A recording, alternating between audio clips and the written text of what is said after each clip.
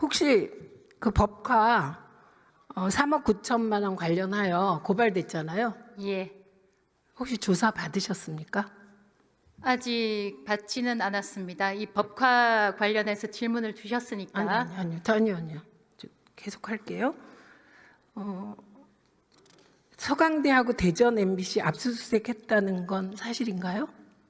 제가 그렇잖아도 최민희 의원께서 김어준 방송에 출연해서 압수수색이라고 하셔서 알아보니까 아니 그만하세요. 압수수색이 제가 질문 아니고 현장 점검이라고 들었습니다. 답변하세요. 예, 아니 압수수색이라고 얘기를 하셔서 제가 설명을 드린 겁니다. 지난 1월 23일 방통위 출근해서 기자실 갔죠? 맞습니다. 뭐라고 했습니까? 여러 가지 이야기를 했지만 내란이라는 게 아직까지 법적 절차를 거치고 있기 때문에 12.3 계엄이라고 표현해야지 정확하지 12.3 내란이라고 표현하는 것은 정확치 않다라고 언론 선배로서 이야기했습니다. 자연인으로서 언론인 선배십니까? 지금은 자연인이 아니죠. 방통위원장이죠. 네, 방통위원장이 방송사 일부 보도 기능을 가진 방송사의 제어가권을 가지고 있는 게 방통위죠. 그렇습니다.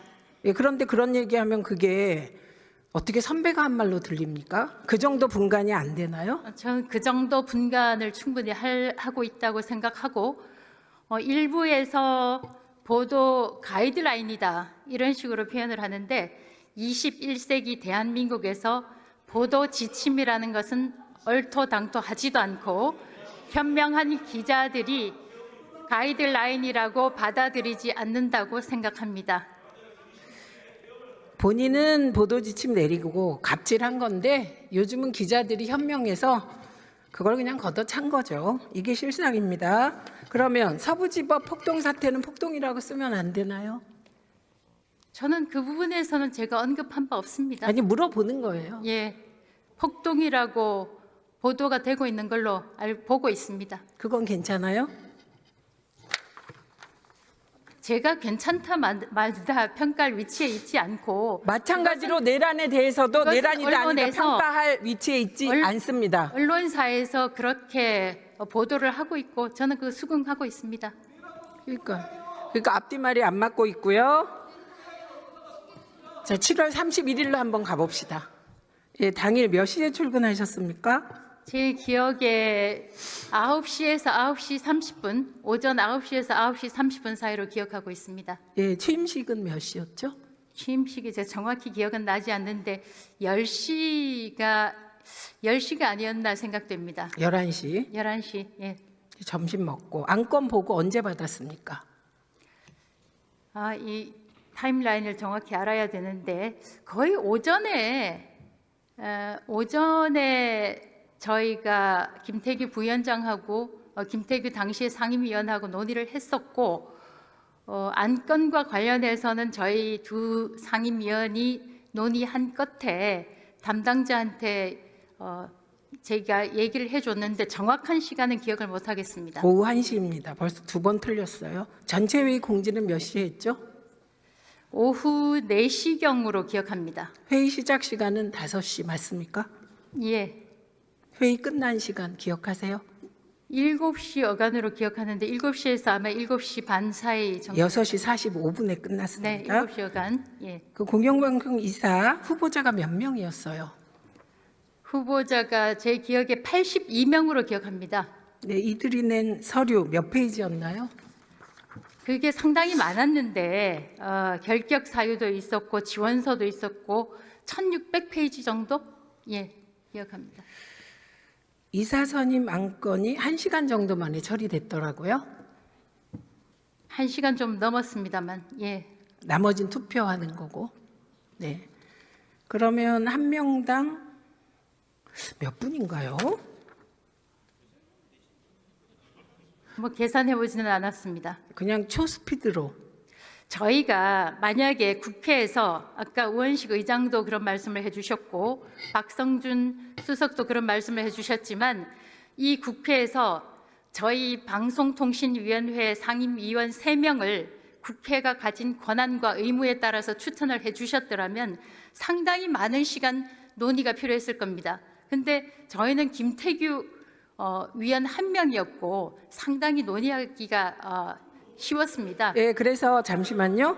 논의 없이 투표로 뽑았습니다. 그래서 이게 법 위반이라는 거였지요. 저희가 간담회를 통해서도 충분히 논의를 할 수 있습니다.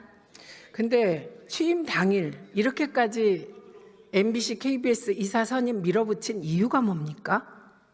제 전임 위원장이었던 김홍일 위원장 때 이미 공영방송 이사 선임과 관련한 계획이 의결이 됐었고 행정 절차로 결격 사유나 이런 절차가 진행이 되어 있었습니다. 그리고 아시다시피 제가 7월 31일에 임명이 됐고 8월 12일에는 MBC 방송문화진흥회 이사가 임기 만료, 8월 31일에는 KBS 이사회 거기까지. 임기가 만료가 거기까지. 돼서 저희는 마땅히 할 일을 했습니다. 그런데 임기 만료 전까지 이사 선임을 못하면 방문진이 정지됩니까?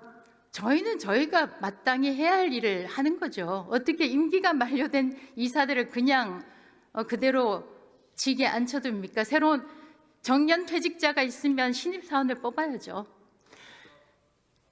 2인 체제에서 무리하게 할 필요가 없었어요. 근데 전혀 그리고 무리하다고 7월 생각하지 30일 날 할 필요도 없었어요. 8월 5일 날 해도 돼요. 왜 하필 7월 31일 날 했냐를 묻는 거예요. 중요한 일이었기 때문에 그랬습니다.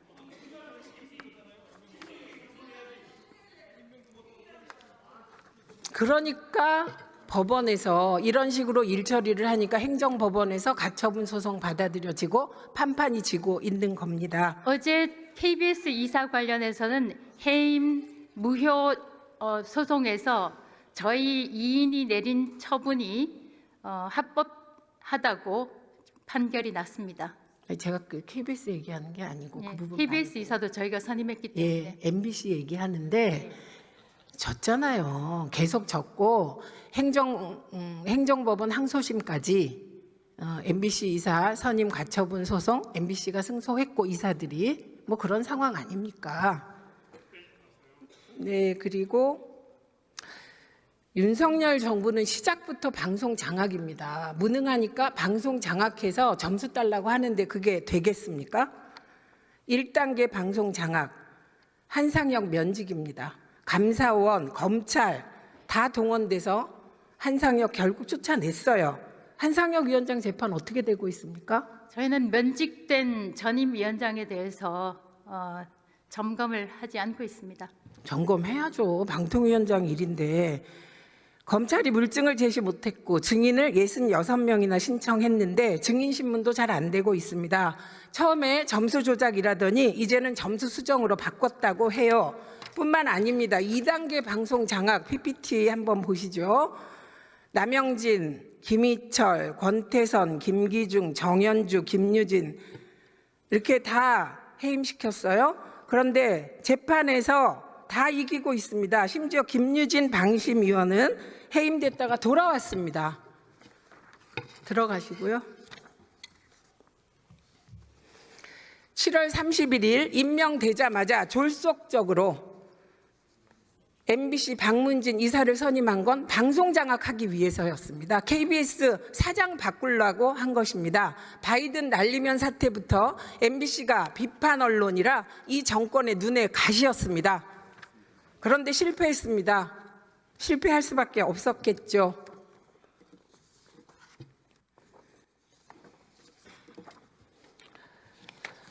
애정하는 국민 여러분, 내란 후 70일 내란숙의 응징은 왜 이렇게 더딜까요? 정말 속이 터집니다. 친위 쿠데타, 윤석열의 인원들이 권부와 행정부를 장악하고 있기 때문입니다. 그러나 민주당은 차근차근 내란 세력을 일소해 갈 것입니다. 12월 3일 비상계엄 후 대한민국은 일상이 파괴되어 버렸습니다. 우리는 일상 회복을 꿈꾸며 촛불과 응원봉을 듭니다. 애정하는 국민 여러분, 대한민국의 민주주의를 지켜주심에 감사드립니다. 이제 국회와 법원이 답할 차례입니다. 대한민국에 다시는 윤석열 같은 대통령이 나오지 말게 하라는 것, 비상계엄의 악몽이 되풀이되지 않게 하라는 명령,